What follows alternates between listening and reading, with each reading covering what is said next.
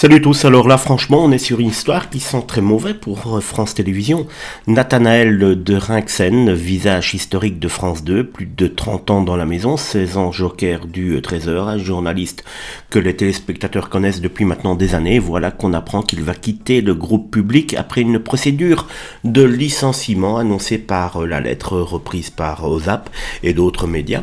Selon ces informations, il aurait reçu une convocation à un entretien préalable prévu ce vendredi 15 mai 2026. Et la question qui dérange, c'est celle-ci. Est-ce qu'on vire un journaliste parce qu'il n'est plus utile à l'antenne ou parce qu'il dérange tout simplement le système en interne? Car ce qui rend l'affaire explosive, c'est son statut de représentant des salariés.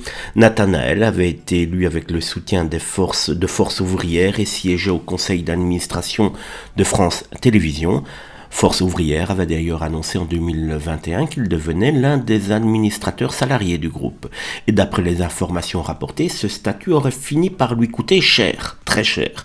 Trop protégé, trop indisponible, trop gênant, trop syndicaliste. Voilà les mots qu'on n'ose jamais dire publiquement, mais que beaucoup vont forcément avoir en tête.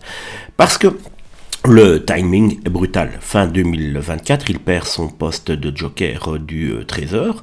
Maya Loquet le remplace. Son émission inattendue sur France Info ne serait pas reconduite sous sa forme actuelle. Et maintenant, après la période de protection liée à son mandat, boum, la porte de sortie. 30 ans de maison, ça se termine comme ça, en catimini, sans grand hommage, sans vraie explication publique. Alors évidemment, juridiquement, il faut rester prudent. France Télévisions aura sans doute sa version, mais médiatiquement, l'image est désastreuse. Un ancien visage familier du service public, élu du personnel, écarté après avoir perdu ses postes, un par un.